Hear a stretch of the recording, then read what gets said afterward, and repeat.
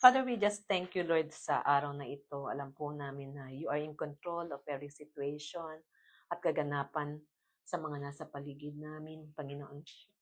Patuloy na welcome po namin yung pagkilos mo. For we know, Lord, and we declare that your presence will make the difference, Panginoon, sa lahat po ng aming gagawin. Kinikilala din po namin na dalawa o higit pa na nagkakatipon sa iyong pangalan, ikaw ang siya nasa kalagitnaan. As we discuss these things, Lord, continue to make us receive the spirit of revelation, Lord, and the spirit of understanding, Lord, sa lesson na ito. Patuloy na pinapasako po namin ang aming mga sarili sa iyo, Banal na Espiritu, ikaw po ang mangusap sa amin. Ihanda mo po kami sa mga dakilang bagay na inilalaan mo sa amin sa araw to. We thank you and we bless you, Father, in Jesus' name. Amen. Yun po, nung nakaraan, future resurrection tayo. Ngayon, punta tayo sa eternal judgment. Palalim ng palalim ang ating mga pinag-uusapan. Nasa eternal judgment na po tayo. Dalawa ang key verses natin, Hebrews chapter 6 verse 1 to 2 at Hebrews chapter 9 verse 27. Punta tayo dun sa Hebrews chapter 6 verse 1 to 2. American Standard Version ang gamit ko. Wherefore, leaving the doctrine of the first principles of Christ, let us press on unto perfection, not laying again a foundation of repentance from dead works and of faith toward God, of the teaching of baptism and of laying on of hands and of resurrection of the dead and of eternal judgment. Yung ito pong eternal judgment na pag-uusapan natin, kasama siya sa foundational or elementary principles of Christ. Kasama siya. Nangangahulugan na itong doctrine na ito ng eternal judgment ay isa sa mga pundasyon ng ating pananampalataya. Bilang mga mananampalataya, hindi tayo pwedeng mag-go on, pumunta sa perfection unless itong mga basic teachings na ito ay ma-establish sa ating mga buhay. Eternal judgment is made by God and this judgment is unchanging for all eternity. Pag-usapan natin to. Sa Hebrews chapter 9 verse 27, ang nakalagay naman dyan, and in as much as it is appointed unto man once to die, and after this cometh judgment. So, itong dalawang key verses na ito na pinag-uusapan natin, dito natin makukuha bakit dadaan ang mga tao sa judgment or eternal judgment. After na mamatay ang isang tao, magkakaroon ng resurrection from the dead para makapasok o mag-exist o mag-enter sila to eternity. Judgment comes after physical death, but resurrection must take place first before the final judgment. Between man's birth at death, binibigyan ng Diyos ng pagkakataon ang isang tao, mananampalataya man o hindi mananampalataya, to repent and to turn to God and be saved. After kasi ng death, ang destiny niya ay nakasealed na at hindi na ito mababago pa. It is final. Ang Diyos ay hindi katulad ng tao or human judge na pwedeng magkamali o magkamali ng verdict. He is an all-knowing God at hindi siya pwedeng magkamali. Kaya naman, yung kanyang judgment, yung kanyang final judgment, fix na to. Hindi na siya mababago. At dahil nga all-knowing siya, nakikita ng Diyos ang puso at ang motibo ng mga tao. It is appointed for man to die once, and after this cometh judgment. Dito sa mga binanggit ko kanina, pinaparating sa atin ng teaching na ito na nagbibigay ang Diyos ng pagkakataon for us to be at the right status or standing with our Maker. Dahil lahat ng tao haharap sa Kanya at magbibigay sulit. Ano ba yung magbibigay sulit sa yun. Accountability. We will be accountable sa harapan ng Lord sa lahat ng bagay na nangyari nung simulan nung ipinanganak hanggang sa mamatay. Ang dito sa eternal judgment, may dalawang bagay na pag-uusapan. Ang una, the judgment seat of Christ. Dito sa the judgment seat of Christ, tingnan natin sa 2 Corinthians chapter 5, verse 10 hanggang 11.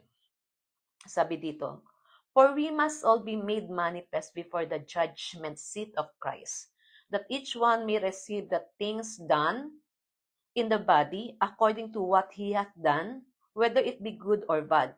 Knowing therefore the fear of the Lord, we persuade men, but we are made manifest unto God, and I hope that we are made manifest also in your consciences. Tingnan natin sa Romans chapter 12, verse 1. I beseech you, therefore, brethren, by the mercies of God, to present your bodies and living... ulitin natin. Madali na naman po ako. I beseech you, therefore, brethren, by the mercies of God, to present your bodies a living sacrifice, holy, acceptable to God, which is your spiritual service.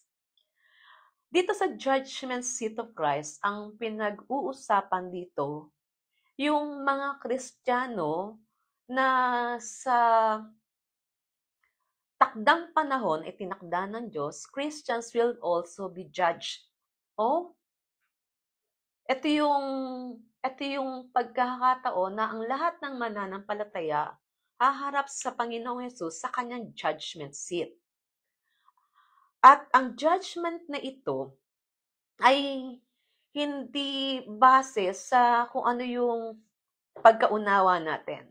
We shall all appear before the judgment seat of Christ in order to be judged according sa mga bagay na ginawa natin dito sa mundong to. Bakit ba nasabi ni Paul tong bagay na to? Nahaharap tayo at dito sa verse na to, doon sa isang version ang sabi doon, the terror of the Lord. Why does Paul talk about the terror of the Lord? The terror of the Lord. Para sa ibang kahulugan nito, it means the fear of the Lord.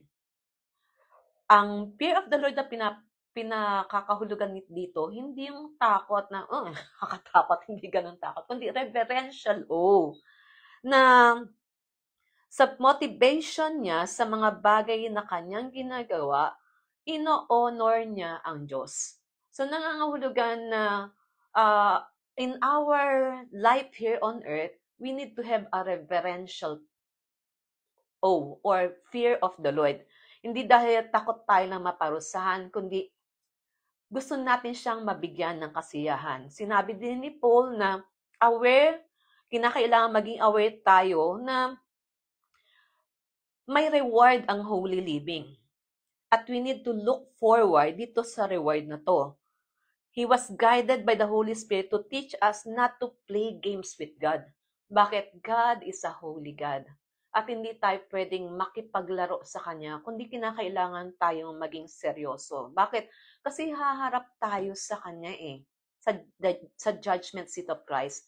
At i-judge yung mga bagay na ating ginagawa na hindi nakatingin ang Diyos sa laki o ganda ng mga bagay na ginagawa natin, kundi nakatingin siya sa puso natin at kung ano yung motivation natin sa mga bagay na ginagawa natin. Katulad ng sabi ni Paul nga, terror of the Lord. Yung sa lahat ng ginagawa niya, meron siyang banal na paggalang na ang gagawin niya ay yung makapagbibigay ng kasiyahan sa Diyos.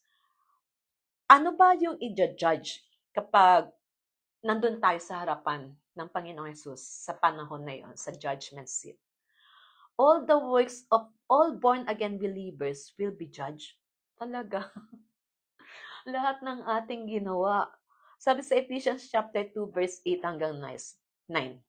For by grace have you been saved through faith, and that not of yourselves. It is the gift of God, not of works that no man should glory. Sabi dito, lahat ng ginawa ay hahatulan sa harapan ng Panginoong Hesus sa judgment seat. Pero sinabi din dito sa Ephesians chapter 2, verse 8 hanggang 9, Naligtas tayo sa pamamagitan ng ating pananampalataya dahil kaloob ito ng Diyos. Hindi sa pamamagitan ng mga bagay na ating ginawa. Ano yung mga bagay na hahatulan sa atin?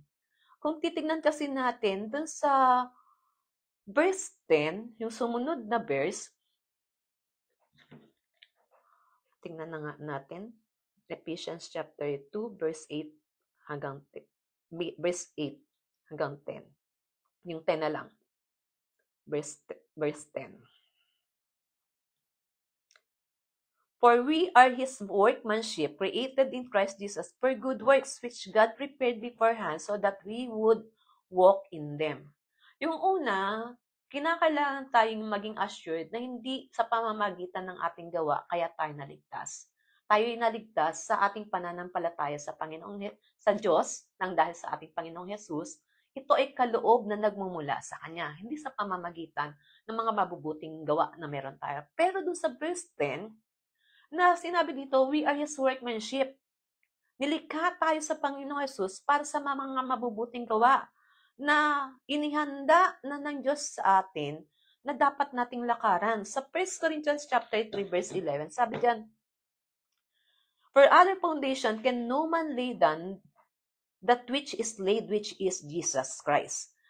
Dito makikita natin ang mga katotohanan na nung tayo ay na-born again, nagkaroon ng relasyon sa Diyos, hindi dahil maganda yung mga bagay na ginawa natin o base sa credentials na meron tayo. It is done, yung salvation natin, nangyari lang yun dahil sa ginawa ng Panginoong Hesus dun sa krus ng Kalbaryo. Yung mga bagay na gagawin natin after natin ma-born again o magkaroon ng relasyon sa Panginoong Hesus, yun yung mga bagay na hahatulan. Kasi the Lord God has already prepared things for us to do in Christ Jesus na before the foundation of the world, nakalaan na yun para sa atin. Parang ikaw, meron nang nakatakda ang Diyos na lalakaran mo at pinapagawa niya sa iyo. May mga bagay nang nakadesenyo o kasama dun sa hulma ng kung sino ka. Na nung wala ka pa sa Panginoong Hesus, ikaw ay namumuhay pa sa kasalanan at wala ka pang relasyon sa Panginoong Hesus, hindi mo pa siya tinatanggap bilang tagapagligtas at Panginoon ng iyong buhay, yung mga ginagawa mo, base sa kung ano yung gusto mong mangyari.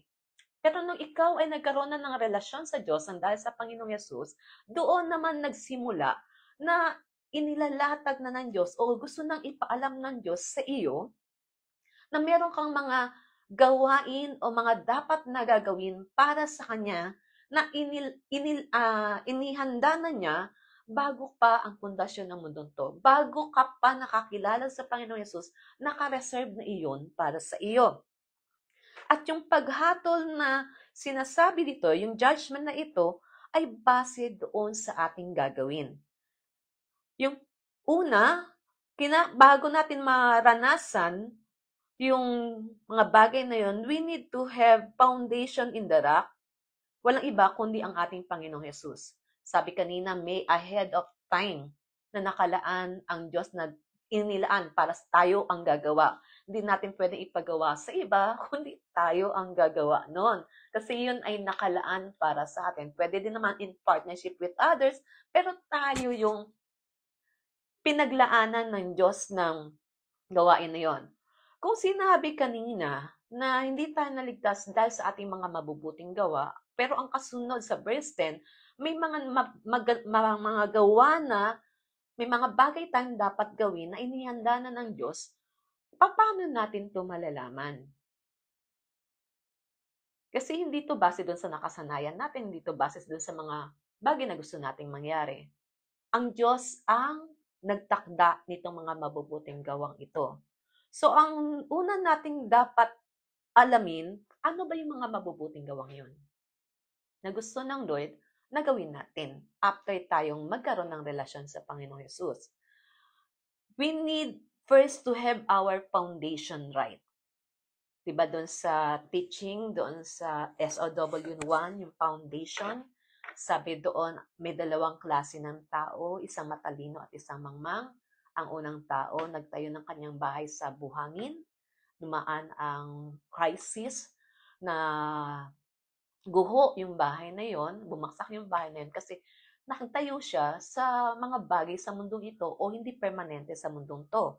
Samantalang yung pangalawang tao, isa siyang matalinong lalaki na nagtayo ng kanyang bahay sa ibabaw ng bato. Kaya naman kahit dumating yung crisis, mga pagsubok sa buhay, natiling matibay at hindi natinag yung kanyang bahay. At sinabi doon sa teaching natin sa foundation na yun, na magagawa daw natin na maitayo ang ating buhay sa Panginoong Yesus, which na ang symbolizing is the rock, ang Panginoong Yesus, sa pamamagitan ng pakikinig at pagsunod sa kung ano ang kanyang sinasabi. Bilang mga tao ng Diyos na haharap sa kanya sa judgment seat, we need to have our foundation, tamang pundasyon ang Panginoong Hesus sa pamamagitan ng ating pakikinig at pagsunod sa Kanya. At we need to be founded and established doon sa Kanya sa pamamagitan ng pakikipagrelasyon sa Kanya. Paano nga ba gagawin yon? We need to repent and believe the gospel. Yun yung natutunan natin sa SOW 1, Lesson 1, Foundation. Tignan pa nga natin, sabi sa Mark chapter 1, verse 15, and saying the time is fulfilled and the kingdom of God is at hand, repent and ye believe in the gospel. Yun yung unang-unang dapat natin ginagawa o gagawin para ma-found tayo o mailagay natin ang ating buhay sa ibabaw na bato, walang iba kundi ang ating Panginoong Hesus. Dahil base nga dun sa sinabi natin kanina, foundation, ang lahat ng nakikinig at gumagawa ng kanyang salita ay katulad ng matalinong tao na nagtayo ng kanyang bahay sa ibabaw ng bato. Na kahit dumaan yung crisis, hindi ito matitinag. Pero bilang mga mananampalataya, sabi sa 1 Corinthians chapter 3, verse 12 hanggang 13. But if any man buildeth on the foundation gold, silver, costly stones, wood, hay, and stubble, each man's work shall be made manifest, for the day shall declare it, because it is revealed in fire, and the fire itself shall prove each man's work of what sort it is. We are not saved, lagay natin uli ang pundasyon. We are not saved by words. We are saved by faith. It is the finished work of Christ. Good works na gagawin natin are simply the natural result dahil tayo ay nasa Panginoong Hesus na. Ang kahulugan nito, ang judgment seat ng Panginoong Hesus ay para subukin yung ating mga ginawa after nating kumilala sa Kanya, dahil doon sa judgment seat na yon, doon nakabase yung mga reward na matatanggap natin. Doon nakabase yung mga reward na matatanggap natin sa mga bagay na ating ginawa. So, we will be rewarded according to what we've done with our lives here on earth. Kaya naman sabi doon, kinakailangan na we need to present our bodies as a living sacrifice, holy and acceptable to God, which is our reasonable form of worship. Dahil yung ating buhay, yung ating mga gagawin ay isang handog na kasiya-siya sa Kanya kung tawag doon yung magdedesisyon tayo o offer natin ng lubusan ang ating mga sarili sa Kanya. Meron pa nga sinabi dito na sa 1 Corinthians chapter 3 verse 13 to 15. Each man's work shall be made manifest, for the day shall declare it, because it is revealed in fire. And the fire itself shall prove each man's work of what sort it is. If any man's work shall abide, which he build thereon, he shall receive a reward. If any man's work shall be burned, he shall suffer the loss, but he himself shall be saved, yet so as through fire. Dito sa judgment seat of Christ, lahat ng gagawin natin ay i-judge. At dadaan ito sa eyes of the Lord Jesus Christ na siyang magte-test kung anong klaseng gawa, kung anong uri ng gawa o material ang ginamit natin dun sa mga bagay na ating ginawa. May mata ang ating Panginoong Yesus na katulad ng flame of fire, according to kay John. At kapag dumaan ang ating mga ginawa sa kanyang mata, sa kanyang pagtingin, makikita kung anong material ba ang ginamit doon. Kung ito ba ay gold, silver, and precious stones, or ito ay ginawa sa wood, hay, and ano nga yung isa? Hay, wood, and grass. Sa Revelation chapter 1 verse 14, sabi ni John, and his head and his hair were white as white wool, white as snow, and his eyes were as a flame of fire. Sakit na mata ko ah. When Jesus returns, he will be looking at our works. His eyes are like flames of fire that can burn wood, hay, and straw. Our works should therefore be like gold, silver, or precious stones so that it can withstand the gaze of Jesus and not be destroyed. Kinakailangan palang ganoon nating siguraduhin na ang lahat ng ating gawa ay hindi masusunog sa kanyang harapan. Dahil ang sabi nga doon sa judgment seat of Christ, dadaan ito, lahat ng ating ginawa sa kanyang harapan at susuriin ng kanyang mata at kapag ito'y natupok, baliwala. Parang nagpakapagod ka lang kasi ginawa mo pero baliwala pala. Wala palang bearing o hindi pala valid sa harapan ng Diyos o hindi pala katanggap-tanggap sa harapan ng Panginoong Yesus yung mga bagay na yun. May dalawang uri din ng gawa ang mga mananampalataya, katulad ng binanggit ko kanina. Sa Ephesians chapter 2 verse 10, yun nga, may work tayo na dapat gawin na ahead of time, prepare na ng Diyos para sa atin, para lakaran natin. May dalawang uri ng gawa. Ang una, may yung works that are like gold, silver, and precious stones. Works that cannot be burned. Yung pangalawa, works similar to wood, hay, and straw. Works that can be burned up. Mga bagay na matutupok. Bilang mga anak ng Diyos, we must have the right attitude sa ating mga ginagawa para sa Kanya. We need to have this attitude na nagpe-pray tayo, Lord, I want to please you so that when you look at my work, it will never be burned. It cannot be burned. Na ang mga bagay na gagawin ko ay magbibigay sa iyo ng kasiyahan. Ang mga bagay na gagawin ko ay magbibigay sa iyo ng kaluwalhatian. For example nito, yung isang tatay galing sa work at pag uwi niya, nakita niya yung kanyang anak na well-behaved at naging maayos siya habang nasa bahay. Maaring tong example to, hindi pa nag-aaral yung bata. Pero nung pagkakita niya doon sa bata, tinawag niya kaagad at ang sabi, sige nga, usap tayo, ano nga ba yung mga ginawa mo? Habang nasa office ako, habang nagkukwento yung bata, nakita nung tatay na, uy, good boy ka pala, o sige, anong gusto mong reward? Ano bang gusto mong reward? At sabi nung bata, wag na lang po, okay na po. Parang hindi natural sa bata no? Kasi ang bata, ang unang-una niyang gagawin, sige tatay, anong gusto mo? Gusto ko ice cream. Gusto ko Dunkin' Donut chocolate. Lord, tahiin mo yung gusto ko. Pero kung yung bata sinabi niya, ayoko po, hindi ko po gusto. Yung pag hindi pala ng batang yun sa kanyang tatay, maaring hindi ito magdulot ng tuwa sa puso ng kanyang tatay. Kasi gusto niya i-reward yung kanyang anak doon sa pagiging good boy niya o pagiging behave niya habang nasa work siya. Ganon din pala sa atin. Yung gold, silver, and precious stones, kapag ito ay dumaan sa harapan ng Panginoong Yesus, hindi ito matutupok. Ito yung mga gawa na pinaglalaanan ng Diyos ng reward.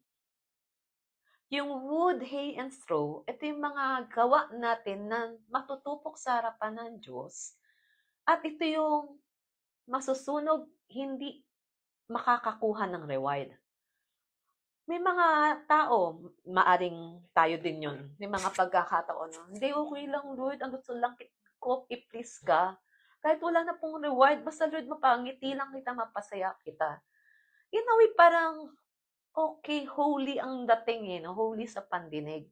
Pero alam niyo po ba, na sa harapan ng Lord, yung mga bagay na yun, not wanting reward na galing sa Kanya is pride. Kasi siya ang gustong magbigay ng reward. At kapag hindi inaayawan natin yung reward na iyon, tayo ay nagmamalaki sa Kanyang harapan. We need to know na yung good works na meron tayo ay ire-reward ng Lord. Lalo na kung hindi ito matutupok sa Kanyang harapan.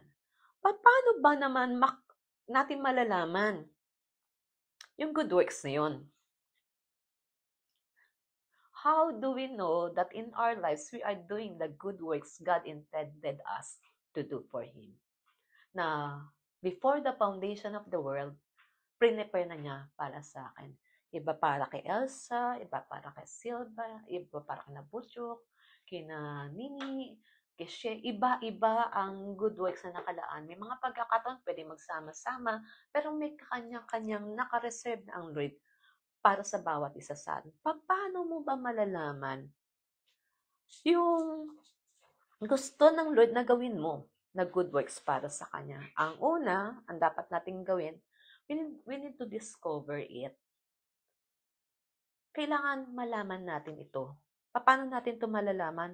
Kinakailangan magtanong tayo sa Kanya. Madalas kasi tayo ganito Lord, gagawin ko to. Oh, bless mo, Lord, ha? Sinong nakaka-experience ng ganyan? In a way, tama naman. Pero ang dapat pala natin gawin para makasure tayong gold, silver, and precious stone, yung mga bagay na ginagawa natin, bago natin gawin ang isang bagay, itanong muna natin kay Lord, Lord, gusto mo bang gawin ko to? Gusto mo bang gawin ko to? Parang kahapon ba? Nung Thursday, may ka-meet up ako. At nung habang nag-uusap kami, sa office kasi yun, merong pumasok doon sa kung saan kami naroroon. At pagpasok pa lang nung lalaki yun, nahilo na ako. Ang weird talaga no? Nahilo na ako. Tapos tinititigan ko siya, sabi ko, Lord, gusto mo ba? Gusto mo ba? Kasi saglit din lang siya. Gusto mo ba? Kasi kung gusto mo, willing akong gawin. Gumanon ako kay Lord. Tapos nasa pintuan na siya, kaya Lord, paalis na siya. Tapos bigla siyang tumigil sa niya, sumakit daw yung dito niya, sa may tagiliran niya. Ay ko, gusto mo, Lord? Kasi sabi ko, Kuya, saglit, upo ka muna, ha? Tapos, kasi pwede ba kitang ipag-pray? Habang nandun yung ka-meet up ko. Tapos, nung sabi niya, sige, Ate Abby, wala namang tumatang. Hindi ako tatanggi dyan. Gusto ko yan. So, nung pinag-pray ko siya, natapos yung prayer. Tapos sabi ko sa kanya, anong naramdaman mo nung pagkatapos nung pinag-pray kita? Kinikilabutan ako, Ate Abby. Sabi ko, presence ng Lord. Tapos sabi nung kausap ko, ay, Ate Abby, sharp, sharp siya. Matala si kuya. Kaya biniro niya, doon pa na kasi sa amin umaten. Nagbiro ng gano'n. Although, pwede ding totohanin, pero yun yung sabi ko kasi sa kanya, kasi pagpasok mo pa lang, nahilo ako Hindi naman ako nahilo ako. At kaya tinanong ko ang Lord, kaya lang nagmamadali ka Kaya tinanong ko ang Lord kung gusto niya, kasi kung gusto niya, willing akong gawin. At yun nga, hindi aksidente hindi plinano Ah, pero gusto ng Lord na makaranas ka mula sa Panginoon. Tapos sinabi ko dun sa kausap ko, may mga pagkakataon, we just need to be sensitive. Na wala sa plano, mukhang nagkataon lang. Pero kailangan natin magtanong kasi maaring isa yun sa mga good works na gusto natin ng Lord na ginagawa natin. Na dahil ginawa natin kung ano yung gusto niyang gawin, it can be made of gold, silver, and precious stone. Na sa pagharap natin sa Panginoong Yesus, kapag tiningnan niya, hindi ito matutupok. Bakit? Ginawa natin kung ano yung itinalaga ng Diyos na mga bagay na dapat nating gawin na nireserve na niya para sa atin ahead of time. Kung may mga pagkakataon na nakita natin ang ating sarili na ginagawa lang natin kung ano yung gusto natin gawin at hindi na tayo nagtatanong kay Lord, may pagkakataon pa, may chance pa. Ang dapat lang natin gawin, to repent before God, kasi yun yung key, repentance is the key, para to set things right before Him. Na Lord, doon sa mga nagdaan, bago ko narinig itong mensaheng ito, hindi naman lahat, Lord, pero ginagawa ko kung ano lang yung gusto kong gawin. O yung sinabi sa akin gawin. Na hindi na ako nag-consider sa Lord, o sige, sinabi to Lord na gawin ko, pero paano mong gusto ko na gawin ko ito para sa iyo? So, kung ganun tayo, may mga bagay tayong nagawa na hindi tayo sure, we just need to ask for forgiveness before God. And sa mga susunod na magkakaroon tayo ng mga bagay na gagawin para sa Diyos, magsimula na tayo, Lord, gusto mo ba ito? Paano mo gusto ko itong gawin para sa iyo? So, yun po. Kasi, iniiwasan natin yung wood, hay, and straw. Kasi, bali-wala lang yung mga bagay na ginawa natin kung hindi ito ayon sa gusto niyang mangyari. Dapat yung ginagawa natin according sa will ng Lord. Ano ba yung tatlong requisites for rewarded works? Yung ginawa natin para ito gantimpalaan ng Diyos. Ano ba yung mga bagay na kinakailangan para mangyari ito? Para matanggap natin ang gantimpala. Ang una, we need mga gawa na ginawa according sa will of God. Done according to God's will. Sabi doon, balik tayo doon sa key verse natin sa Ephesians chapter 2 verse 10. We are His workmanship, created in Christ Jesus for good works, which God afore prepared that we should walk in them.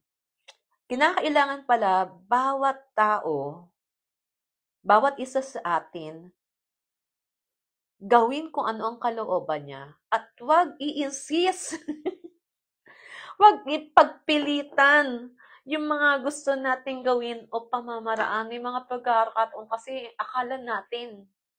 Pero ang tanong, yun ba talaga? Kaya madalas ko nga sabihin, kung meron tayong gustong gawin o decision na dapat gawin, dapat nagtatanong tayo, Lord, gusto mo ba ito? Kapag nakarinig tayong minsan, hindi sapat yun. Dapat naghihingi pa din tayo ng confirmation, lalo na kung mga major decision o mga bagay na gagawin para sa magbigyan siya ng kasiyahan. We should not insist our own ways, lalo na yung our own will. Kasi may free will na binibigay sa atin ng Lord eh. At kapag ginawa natin kung ano yung gusto natin, hindi kalooban niya, ang tawag doon permissive will. Maaring sa simula, okay. Pero at the long run, masasabi natin, Lord, mas maganda yung will mo kaysa sa will ko.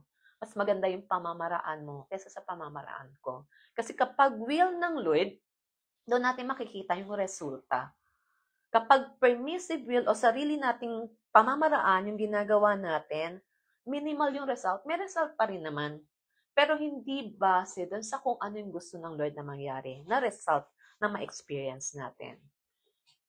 So, ang una na requisite para matanggap ng reward yung mga ginagawa natin, it should be done according to God's will.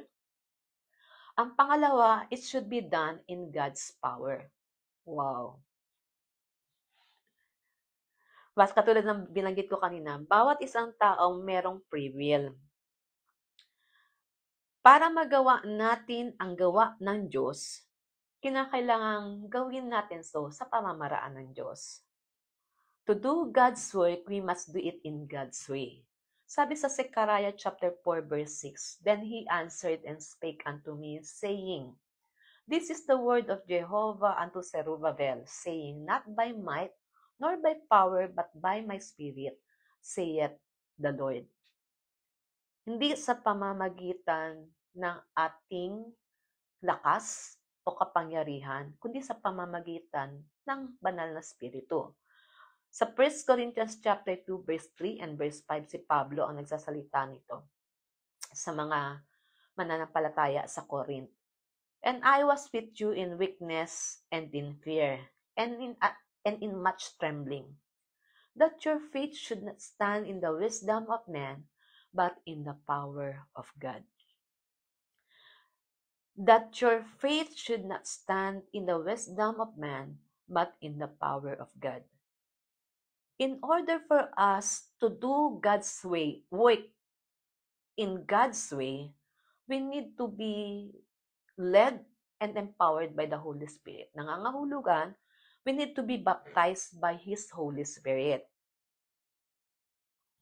Dahil yung mga bagay na inihanda na ng Diyos na gusto niyang gawin natin, yung mga good works na yon, kinakailangan gawin natin to sa kapangyarihan din ng Diyos, hindi sa sarili nating diskarte, hindi sa sarili nating lakas, hindi sa sarili nating galing, kundi sa pamamagitan ng kapangyarihan ng Diyos. Parang si Pablo, kung doon sa panahon niya, isa siya sa mga pinakamaalam na tao dahil naupo siya sa paanan ni Gamaliel. At naturuan siya ng mga principles o mga doktrina o katuruan bilang Hudyo. At kung sa galing ang pag-uusapan, mas magaling siya kaysa doon sa mga naunang alagad. Si Peter, si James, si John, si Bartimaeus, mas magaling siya. Bakit? Yung mga taong yun, mangingisda sila eh. Yung isa nga, tax collector. At kung sa galing magpaliwanag, sa kakayanang magpaliwanag, lamang si Pablo kaysa sa kanila. Pero, tong 12 apostles na to, tong mga alagad na ito, nung nabautismohan sila ng banal na Espiritu, yung kanilang limitasyon o kakulangan ng kakayanan, napalitan ng kapangyarihan na nagmumula sa Diyos, nagmumula sa pamamagitan ng banal na Espiritu, that they preach the gospel with power, with signs and wonders followed them. Si Pablo, gadon din niya nakita ang katotohanan, hindi sa galing na meron siya. Kasi kung galing niya lang ang gagamitin, yung pananampalataya ng tao, nakabase doon sa galing niya. Galing niya magpaliwanag, galing niya magturo. Kaya nasabi nga dito, sa bawat pagharap niya o paglilingkod niya sa mga alagad, sa mga mananampalataya, lalo na sa mga taga-Corinth, pumupunta siya doon in weakness, in fear, and in much trembling, na inaari niyang wala siyang pwedeng magipagmalaki. Nang sa gayon, yung pananampalataya ng mga taong ito na sinasabihan niya ng mensahe na nagmula sa Diyos, hindi sila mananampalataya o hindi sila magkakaroon ng faith dahil sa wisdom na meron siya, kundi dahil sa kapangyarihan ng Diyos na dumadaloy sa kanya bilang servant ng Lord. The works of God must be done in the power of God. We need not refuse the baptism of the Holy Spirit. Kasi kapag nirefuse natin o inayawan natin ang baptismo ng banal na Espiritu, ang nire-refuse natin ay yung power of God. Hindi ko alam kung ano ang katuruan na iyong narinig patungkol sa Holy Spirit. Pero ang Holy Spirit ay pinadala ng Diyos para i-empower ang mga mananampalataya para mamuhay ng nararapat sa harapan ng Diyos, mamuhay ng may katwiran, at mamuhay ng may kapangyarihan upang magawa ang mga bagay na pinapagawa ng Diyos. Ang hindi paggawa ng mga bagay sa kapangyarihan ng banal na Espiritu ay paggawa ng mga bagay in the flesh. We are doing things in the flesh. Not doing things in the Spirit, in the power of the Holy Spirit, we are doing it in the flesh.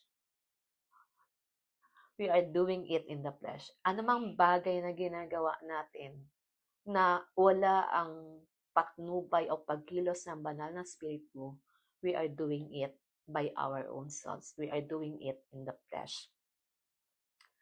Sabi ni Pablo pa rin sa 2 Corinthians naman, chapter 12, verse 9 hanggang 10. And he hath said unto me, My grace is sufficient for thee, for my power is made perfect in weakness. Most gladly, therefore, will I rather glory in my weaknesses, that the power of Christ may rest upon me. Wherefore I take pleasure in weaknesses, in injuries, in necessities, in persecutions, in distresses, for Christ's sake.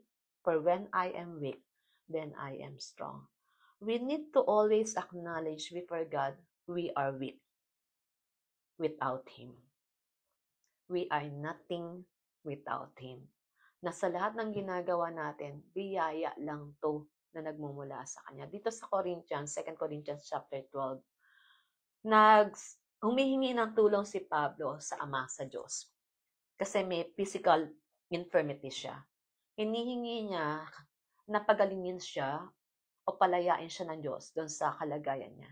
Dahil nakikita niyang nasasagabalan siya, nagiging weak siya dahil doon sa karamdaman o doon sa kalagayan niya ngayon. Noong oras na yun, humihingi siya ng kagalingan o ng deliverance, ng pagpapalaya mula sa sitwasyon na yun. Pero sa halip na maranasan niya ang tugon ng Lord, sinabihan siya ng Diyos, my grace is sufficient for you. My grace is sufficient for you. Dahil yung kapangyarihan ko ay nape-perfect ito through your weakness. Hindi natin alam kung bakit hindi siya pinagbigyan ng Diyos na pagalingin o palayain doon sa kanyang sitwasyon.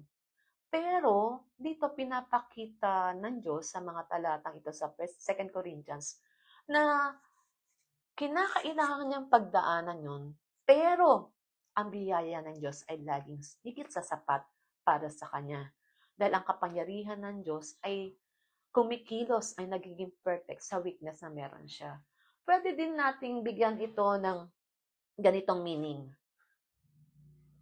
Sa tingin ko lang hindi ko sinasabing ito yung nakalagay sa Bible. Pag kasi masyado na tayong ginagamit ng Lord o ginagawa yung mga bagay na ginagawa natin para sa Lord at wala tayong pinagdadaan ng hindi maganda, pwede tayong mag-rely doon sa ating sariling lakas o sariling kakayanan. Pero kung makikita natin na kahit na tayo ay mahina, hindi magaling, walang sinabi, pero maganda ang ginagawa ng Diyos, masasabi natin na, Lord, ikaw lang to. Ikaw lang to.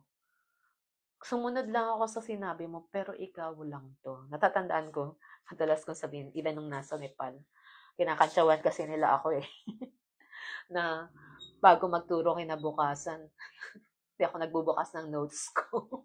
Kasi ilang beses ko na rin kasi naituro. Kaya familiar na ako doon sa kung ano yung sequence ng lessons. Pero, may mga pagkakataon na lagi, may mga pagkakataon, kundi lagi kong sinasabi, Lord, meron akong outline. Meron akong ituturo. Pero, ayokong bumasa sa outline. Ayokong bumasa sa ituturo. Kasi may kakahon ako nito. Ang gusto ko, yung kilos ng banal na spiritu o yung wisdom na nanggagaling sa Holy Spirit. I allow you, Holy Spirit, to have your way dito sa lesson na ito na kahit alam ko na ito, yung kilos at gawa mo pa rin ang siyang maranasan.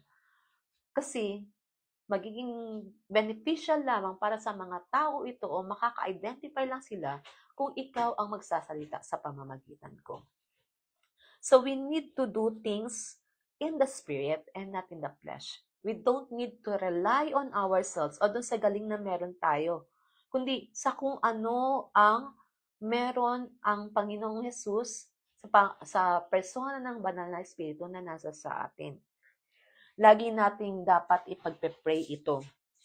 Oh Lord, I cannot do it on my own. Totoo naman po yun, Panginoon. I confess, Lord, that I am nothing without you. Let your power be manifested in me, that I may be able to accomplish what you want me to do. Fill me with the power of your Holy Spirit. Laging ito yung dapat na attitude natin at ito yung laging dapat na panalangin natin sa lahat ng ginagawa natin. Kasi, if we don't have that kind of attitude, pwede tayo mag-fall doon sa doing things in the flesh. We must be consciously and constantly decide to use the power of God to do the will of God. kinakailangan tayong lagi at aware na patuloy na magdesisyon na hingin ang kapangyarihan ng Diyos at gamitin ang kapangyarihan ng Diyos para magawa ang mga bagay na gusto niyang gawin natin. At kinakailangan din na para magawa natin to, kinakailangan mabautismuhan tayo ng banal na Espiritu. We need to be baptized by the Holy Spirit. Paano po yun? Na-experience ko na yung Holy Spirit baptism. It is not a one-day experience. It should be a continuous experience. Parang cellphone. Chinarge mo siya. Pero hindi naman laging 100% yun, no? Saan ka nakakita ng cellphone 100%? Sige, sabihin mo sa akin, kahit medyo pricey yan, pagsisikapan ko, pag-iipunan kong bilhin niya. Kasi ang hirap mag-charge ng phone. Kasi nalolobat talaga siya. So, ganun din tayo bilang mga mananampalataya. Yung one-time experience natin sa baptism ng Holy Spirit is just an initial work of God to empower us. We need to always be filled with the Holy Spirit. Sa bawat araw ng ating buhay, lagi nating inaasam, Lord, punuin mo ko. Punuin mo ko. Ikaw yung kasama ko. Wala akong magagawa. Kung sa sarili ko lang kakayanan o kapangyarihan, gagawin ang mga bagay-bagay. I need your empowerment in everything that I do. So, yun po. Ang una na dapat na meron tayo para magawa natin kung ano ang gusto ng Lord na gawin natin. Una, done according to God's will. Pangalawa, done in God's power. Ang pangatlo, done in His glory. Sabi, done for God's glory. Sabi sa 1 Corinthians chapter 10 verse 31, whether therefore you eat or drink or whatsoever you do all to the glory of God. We are created for His honor and glory. Sa paglilingkod sa Kanya, hindi sa dami ng ginagawa natin nakatingin ang Lord. Hindi sa laki at sa dami. Ang laging tinitingnan ng Lord, yung motibo natin sa pagsaserve natin sa Kanya. Are we doing it for His glory? Ginagawa ba natin to para masiyahan siya at maluwalhati siya? Sa lahat ng ginagawa natin, kinakailangan i-check natin yung ating mga sarili. Lord, doon sa ginawa ko, natuwa ka ba? Lord, doon sa ginawa ko, nasiyahan ka ba? Lord, doon sa ginawa ko, nabigyan ba kita ng kaluwalhatian? So, tatlong bagay na kinakailangan natin upang magawa natin o makuha natin yung reward na inilaan ng Diyos para sa atin. Una, done according to God's will. Done by the power of God. At done with the power of God. At pangatlo, done for God's glory. In order for us to receive the reward na inilaan ng Lord para sa mga taong gumawa ng mga bagay na ahead of time itinalaga na o inihanda na ng Diyos na ating gawin o lakaran sa buhay natin to. After natin tinanggap si Jesus bilang ating tagapagligtas at Panginoon ng ating buhay. Ngayon, alam na natin yung requisites. Alam na natin kung ano yung mga bagay na kinakailangan para makatanggap tayo ng reward kay Lord. Hindi tayo nakatingin sa reward. Pero, gusto ng Lord na i-reward tayo. Alam nyo kung bakit? Kasi yung reward na yon na meron tayo, yun din yung reward na ibibigay natin sa Kanya sa pagharap natin sa Kanya. Wala tayong i-offer sa Kanyang paanan sa final, sa takdang oras na iyon, kung wala tayong hawak. Kaya we need to be doing things according to His will, with His power, for His glory, nang sa gayon makuha natin ang reward na ibibigay din naman natin sa Kanya.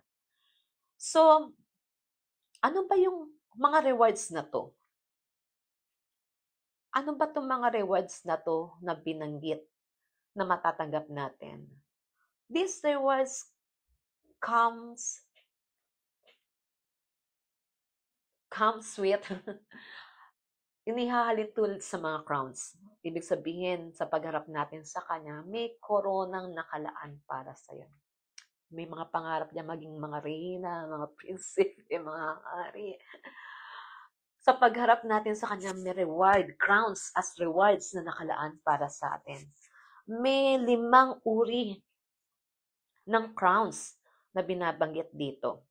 Ang unang crown of rewards, the imperishable crown. Itong imperishable crown na binabanggit dito, it is given to believers who have disciplined their bodies to obey God. Diba yung pinag-usapan natin? I beseech you therefore, brethren, by the mercies of God, that you present your bodies as a living sacrifice, holy and acceptable to God. So, itong imperishable crowns, ito ay para sa mga mananampalataya na dinisiplina ang kanilang mga sarili para sumunod sa Diyos. Sa 1 Corinthians chapter 9, verse 25 hanggang 27. And every man that striveth in the games exercises self-control in all things. Now they do it to receive a corruptible crown.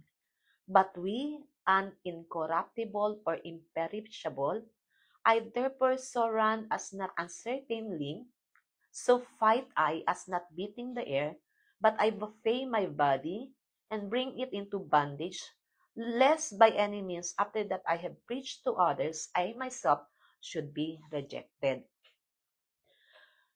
May self-discipline pala na kinakailangan o dinidisiplin natin ang sarili natin for righteousness. At kapag tayo ay mga mananampalataya na nandito sa category na ito, may imperishable crown or incorruptible crown na nakalaan para sa iyo. Yung namuhay sa katwiran. Yung namuhay hindi ayon sa laman o pita ng laman, lust of the flesh. Yung mga taong dinisiplina ang kanilang sarili na lumakad sa katwiran at kabanalan ng Diyos. Ang pangalawang crown, the crown of life. Ito'y ibibigay sa mga believers who are martyred for the faith. Sino yung, viral to si Charlie Kirk. Sino nakaano sa inyo kay Charlie Kirk?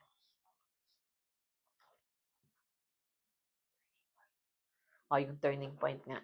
Si Charlie Kirk, yung parang spokesman, isa pala siya sa spokesman during campaign ni Trump, no? So, wag niyo akong ibabash kasi pag-uusapan natin to base as an example dito sa the crown of life. Kasi it will be given to believers who are martyred for their faith. Si Stephen, meron na siya nun.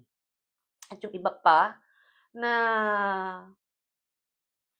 nagdesisyon na kahit hanggang kamatayan, mamatay para sa kanilang pananampalataya. Alam niyo po, nung nabalita yung kay Charlie Kirk, may mga nag-post kasi. Merong isa sa kapatiran na sinagot ko, anday siya sa network.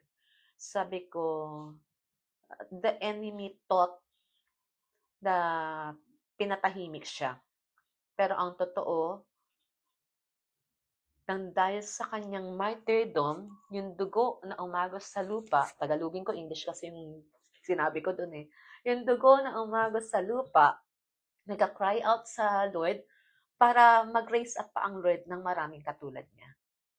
Yun yung sinabi ko. Tapos kinote ko yung John chapter 12 verse 24 hanggang 26. Unless a kernel of wheat falls on the ground and dies, it will abide alone. But when it falls and dies, it will bear much fruit. So, yung crown of life ay para dun sa mga taong katulad nila na naghandang mamatay para sa kanilang pananampalataya, na hindi itatatwa o hindi i-deny ang kanilang faith kahit na ang kapalit nito ay buhay pa nila. Sa Revelation chapter 2 verse 10, fear not the things which thou art about to suffer. Behold, the devil is about to cast some of you into prison, that you may be tried. And ye shall have tribulation 10 days. Be thou faithful unto death, and I will give thee the crown of life. So kung magiging tapat tayo, mananatiling tayong tapat hanggang wakas, tayo ay maliligtas. Hindi lang tayo ay maliligtas, kundi may nakalaan na korona ng buhay na inilaan niya para dun sa mga hindi magde-deny ng kanilang faith. Ang pangatlo, the crown of glory. Itong crown of glory to, binibigay sa mga pastors or to anyone who shepherds the flock of God. Yung mga nag-alaga, yung mga taong pinagkatiwalaan para mag-alaga ng mga tupa ng Diyos. Sa 1 Peter chapter 5 verse 2 hanggang 4, tend the flock of God which is among you, exercising the oversight not of constraint, but willingly, according to the will of God, not yet for filthy lucre, but of a ready mind, neither as lording it over the charge allotted to you, but making yourselves ensamples to the flock. So, may nakalagay pa, may kasunod pa pala. And when the chief shepherd shall be manifested, ye shall receive the crown of glory that fadeth not away. Yung crown of glory, itinalaga ito sa mga lingkod ng Lord, faithfully, willingly, eagerly, and serves as an example dun sa kanilang pinapangunahan. Confirm daw, amen daw, sabi ni Shiro. Itong crown of glory na ito, binibigay ito sa mga shepherds ng flock of God na faithfully, willingly, eagerly, and serves God through serving the people as a good example sa flock. Hindi napipilitan, hindi dahil merong gustong makuha doon mula sa kanilang mga nasasakupan, kundi yung love ng Father para sa kanyang mga tao, yun yung love na meron dito sa mga shepherd na to. Yun yung pangatlo. Ano yung una? Imperishable crown. Pangalawa, crown of life. Pangatlo, crown of glory. Ang pang-apat, the crown of righteousness. Itong crown of righteousness na to, ibinibigay sa mga believers who love the coming of the Lord and prepare for it. Wow. The 2 Timothy chapter 4 verse 8.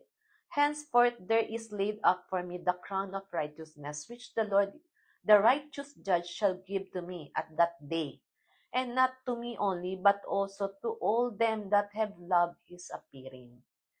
Ito'y para doon sa mga mananampalataya, excitedly, yearning, longing, excited na naghihintay para sa muling pagbabalik ng Panginoong Hesus. I pray na lahat tayo ganon. Kasi it is allotted for us to receive the crown of righteousness as we prepare ourselves for His coming, who love the coming of the Lord and prepare for it.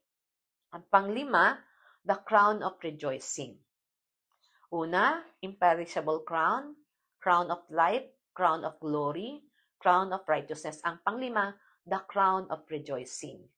Ano yung crown of rejoicing? Ito'y binibigay sa mga anak ng Diyos o servant ng Lord who have led people to the Lord and these converts remain. Doon sa mga nag-win ng souls into the kingdom of God at nanatili itong mga winin nila. Ibig sabihin, hindi lang sila nag-win, nag-disciple din sila. Sabi sa 1 Thessalonians chapter 2, verse 19 hanggang 20, for what is our hope or joy, or crown of glorying?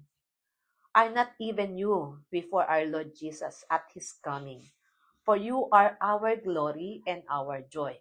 Sa Daniel chapter 12, verse 3, and they that are wise shall shine as the brightness of the firmament, and they that turn many to righteousness as the stars forever and ever. Nangangahulugan na tong crown of glory o crown of rejoicing ay para sa mga taong nagbe-venture into winning souls and discipling them, leading people to the Lord and making these people stay or remain in their faith. So, 5 crown, 5 uri ng crown. Alam nyo ba na pwedeng ikaw, hindi lang isang crown na meron ka? I pray. Hindi lang isang crown na meron ka. Imperishable crown, crown of life, crown of glory, crown of righteousness, and crown of rejoicing. Bakit ba We need to desire these rewards or crown. Sa Revelation chapter 4, verse 9 hanggang 11, ito yung binabanggit ko kanina. And when the living creatures shall give glory and honor and thanks to him that sitteth on the throne, to him that liveth forever and ever, the 24 elders shall fall down before him that sitteth on the throne, and shall worship him that liveth. Sumunod forever and ever, and shall cast their crowns before the throne, saying, Worthy art thou, O Lord, and our God, to receive the glory and the honor and the power, for thou didst create all things, and because of thy will they were all created. They were all, and they were and were created. Yung crown na marereceive natin as our reward dun sa good work na ahead of time, prepare na ng Lord na lakaran natin, yung crowns na yun din yung sa pagharap natin sa great throne, great white throne, yun din yung ating ilalagay sa paanan ng Ama as our worship, as our offering. So we need to desire these crowns, not just to have reward, kundi magkaroon ng ihahain o i-offer sa kanyang paanan. Yun yung pinaka-reason why we need to desire these crowns. Dito sa eternal judgment, may tinatawag din na the Great White Throne Judgment. Yung una, ano nga yung una?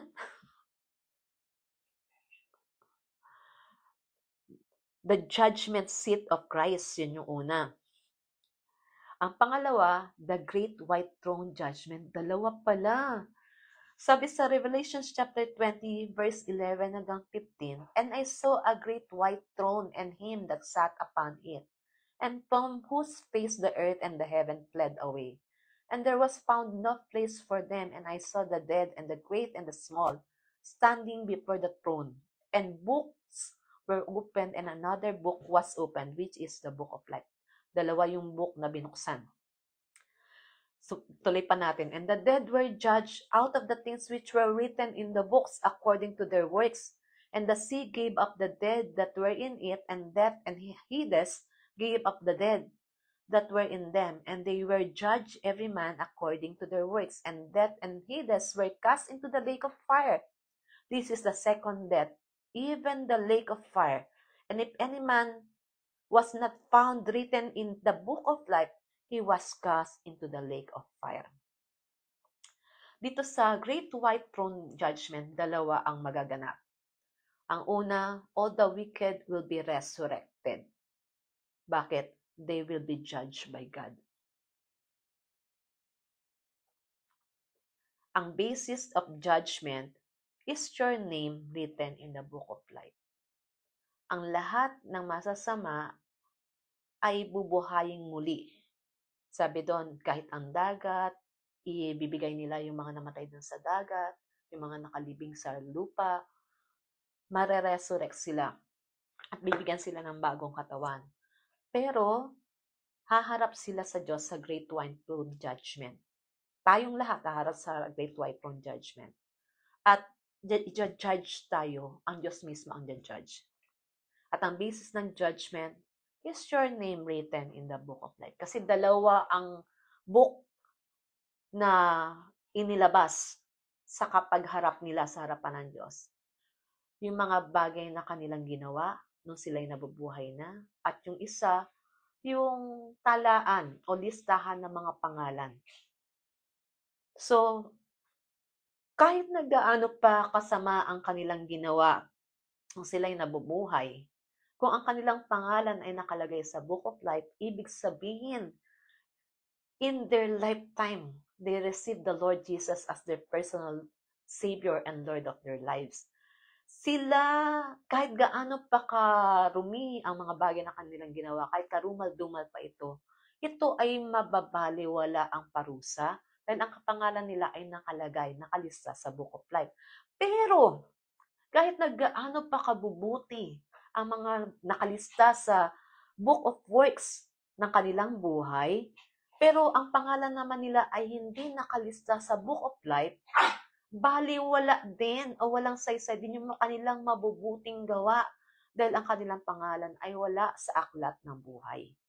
So isa lang ang basehan, is your name written in the book of life? Sino mang pangalan ay hindi nakasulat sa book of life, hindi nila tinanggap ang Panginoong Yesus bilang kanilang tagapagligtas at Panginoon ng kanilang buhay. At ang mga taong ito na hindi nakasulat ang pangalan nila sa book of life, hindi man masarap o hindi man magandang sabihin, pero ito yung katotohanan sinasabi ng Lord sa Revelation chapter 20 verse 14 to 15 na ating binasa. Those people who are not found written in the book of life, yung pangalan nila, are thrown in the lake of fire. At ang sino mang hindi nakasulat sa book of life na pangalan at nakatakda na itapon sa dagat-dagatang apoy, their judgment is eternal. Their judgment is final. Their judgment is eternal. Their judgment is final. Sabi doon, kaya nga, kinakailangan na habang nabubuhay pa tayo, magdesisyon na tayo. Isang greatest decision, isang seryosang desisyon na dapat natin gawin, tanggapin si Jesus bilang tagapagligtas at Panginoon ng ating buhay. Dahil kung wala ang ating pangalan doon sa aklat ng buhay, book of life, nangangahulugan hindi tayo nagdesisyon na siya ay gawing Panginoon at tagapagligtas ng ating buhay. Sabi sa Hebrews chapter 6 verse 2, of the teaching of the baptism and of laying on of hands and of resurrection of the dead and of eternal judgment. Eternal yung judgment, final yung judgment. Kaya naman, binibigyan tayo ng pagkakataon ng Lord during our lifetime. Naniniwala ako, walang mamamatay sa mundong ito na hindi nabigyan ng pagkakataong marinig ang gospel. Dahil ganon kabuti ang ating Diyos.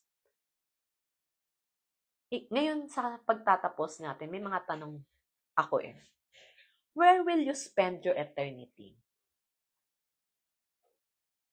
Saan mo gugugulin ang iyong buhay na walang hanggan? Dalawa kasi yun. Eternal damnation and eternal life. Saan mo gugugulin? At dahil nga alam natin may eternal life, we now need to decide. And we need to pray the prayer of acceptance. Ikaw na nakakarinig, mag-pray ka ng simpleng panalangin ng pagsisisi at pagtanggap kay Jesus bilang tagapagligtas at Panginoon ng iyong buhay. At dito po nagtatapos ang ating lesson sa pagtatanong na ito. Where will you spend your eternity?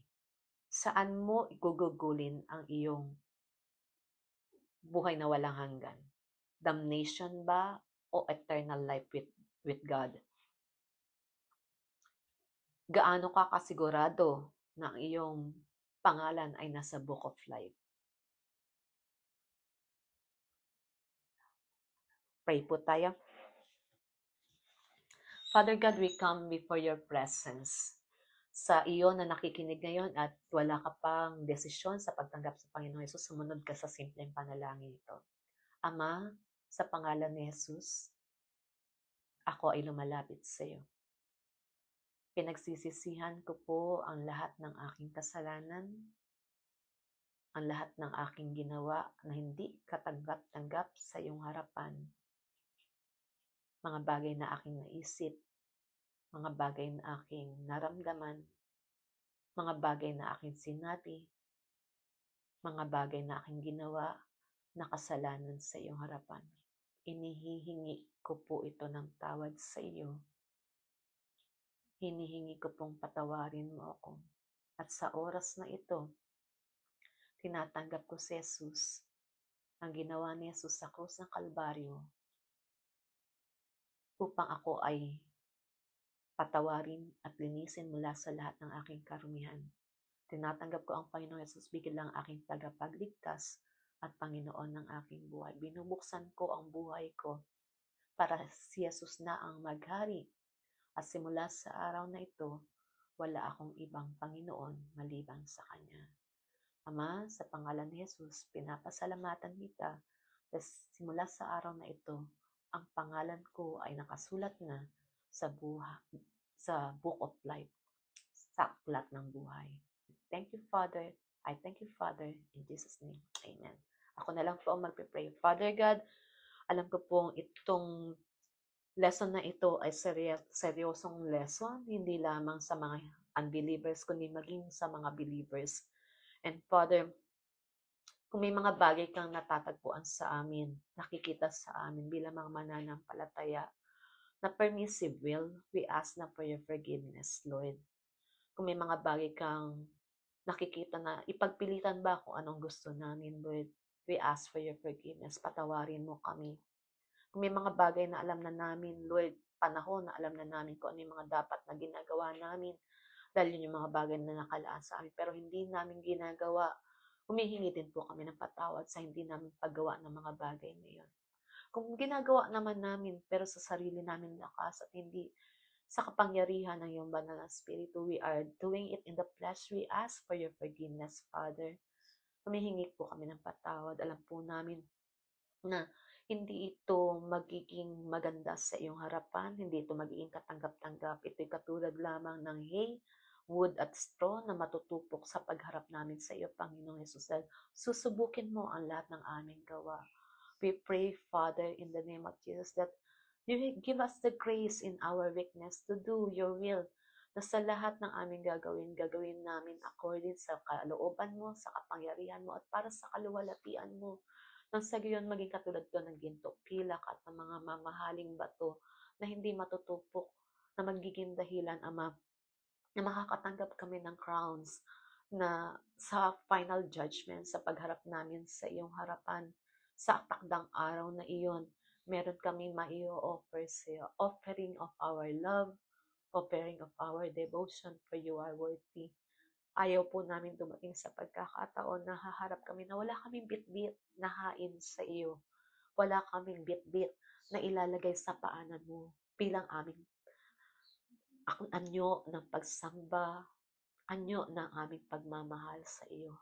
Kaya naman sa oras na ito, hinihingi po namin na bawat isa sa amin ay maghanda. I-discipline ang aming mga sarili, ang aming mga buhay, na maging haing handog sa iyong harapan, na sa aming ginagawa, sa lahat na aming ginagawa, gawin namin para sa kaluwalhatian mo, aming Panginoong Jesus. Sa oras na ito, pinapasalamatan ka namin. I declare your blessing upon each one, Lord. I declare yung pagsama mo, yung pag-empower mo para mamuhay ng marapat sa iyong harapan, to live in righteousness, to live in holiness, to live in obedience to you, na mabuksan yung mga tenga ng bawat isa upang marinig kung anong gusto mo, sinasabi mo, na gusto mong gawin namin para sa karangalan ng iyong pangalan. At sa bawat sasabihin mo, Lord, ipapahintulot mo na ipaalam sa amin, I pray for willingness. I pray for availability, O God, to do the good works that you have prepared ahead of us, O Lord God, to walk according to your will. And Father, by your grace, Lord, alam po namin magagawa namin to. And we continually declare it is not by might nor by power, but it is through your Holy Spirit alone. It is by your Holy Spirit alone. And we thank you dahil pinagkakatiwalaan mo kami na mabubuting gawa para sa karangalan ng iyong pangalan. We thank you, Father. We glorify your holy name. In Jesus' name we pray. Amen and amen. So, kita-kita po ulit tayo sa next meeting natin sa Sabado uli. I pray na makapag-online din yung marami. Yun pong questionnaire, ipapasa ko po agad. God bless you po. See you po next week.